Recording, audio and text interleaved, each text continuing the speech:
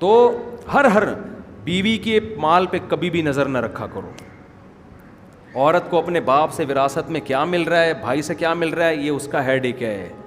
بھائی آپ کا جو بیوی سے ایگریمنٹ ہوا ہے وہ یہ ہوا ہے کہ یہ آپ کی مرضی کے بغیر گھر سے نہیں نکلے گی, آپ کی مرضی کے بغیر کسی کو گھر میں نہیں آنے دے گی, آپ کے مال میں خیانت نہیں کرے گی, آپ کے بچوں کو پالے گی, اور آپ کا ایگریمنٹ کیا ہوا ہے, اس کا خرچہ کس کے ذمے ہے, آپ کے. اب آپ کو اس کے کیا غرض کہ اس کی جیب میں کتنے پیسے ہیں, اس کے پرس میں کتنے پیسے ہیں. پیسے ہوں نہ ہوں آپ کے لیے کیا ہے, برابر ہے, آپ کے لیے برابر ہے. بھائی آپ کو کیا کرنا ہے, یہ بھی ایگریمنٹ کی خلاف ورزی ہے.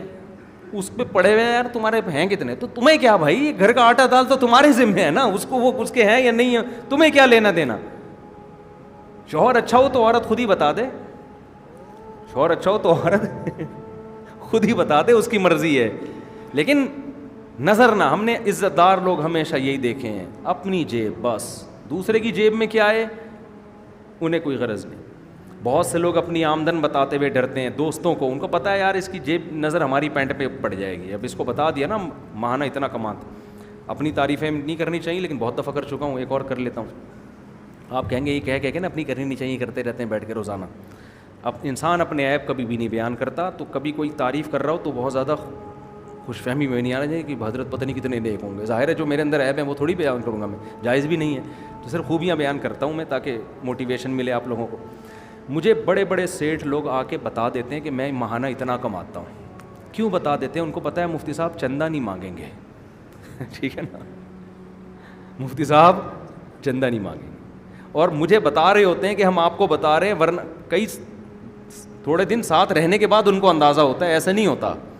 اور کہتے ہیں ہم بہت سے لوگوں سے, داڑھی والوں سے ڈرتے ہیں, ان کو بتاتے نہیں ہیں, ہمیں ڈر یہ ہوتا ہے کہ چندہ مانگیں گے اور ہمارے پاس منع کرنے کا آپشن نہیں ہوگا.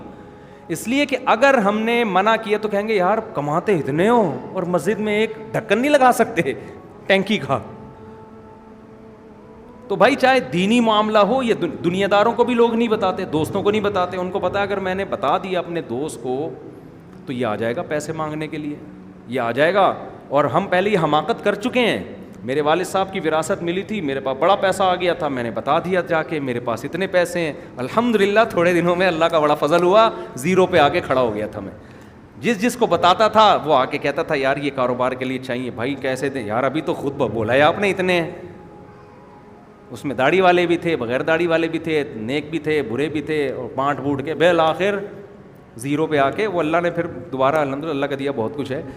تو الحمدللہ پھر لوگ مجھے کہتے تھے یار آپ کے پاس بزنس کا تجربہ ہے.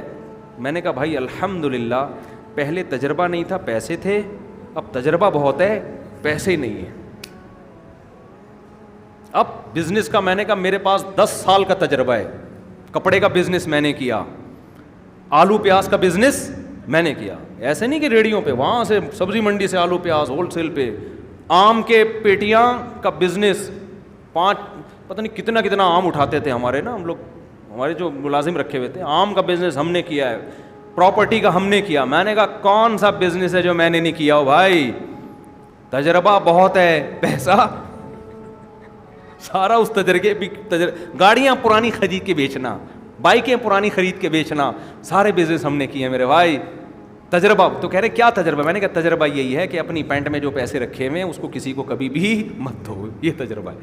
جو بزنس کرنا ہے خود ہی ریڑھی لگا لو, ٹھیلے پہ بیچ دو.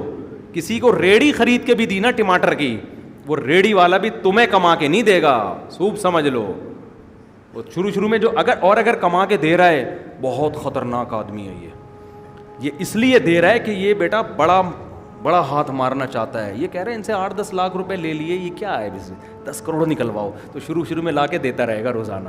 میرے ساتھ تو یہی ہوا ہے نا, روزانہ اتنا پروفٹ آ رہا تھا.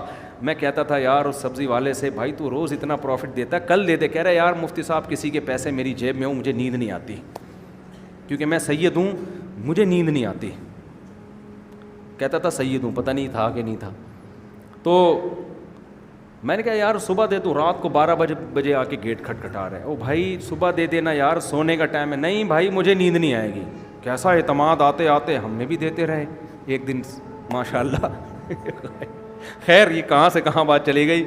تو والذین هم لاماناتهم وعهدهم راعون, قرآن کہتے ہیں اپنی ایگریمنٹ کی مخالفت نہیں کرتے. مسلمان مالی معاملات میں ایک نمبر ہوتا ہے, لوگوں کی جیبوں پہ نظر نہیں رکھتا. آپ کا دوست, آپ کا بھائی اگر یہ بتاتے ہوئے ڈر رہا ہے نا کہ میری کتنی آمدن ہے, یہ آپ کے خراب ہونے کی علامت ہے.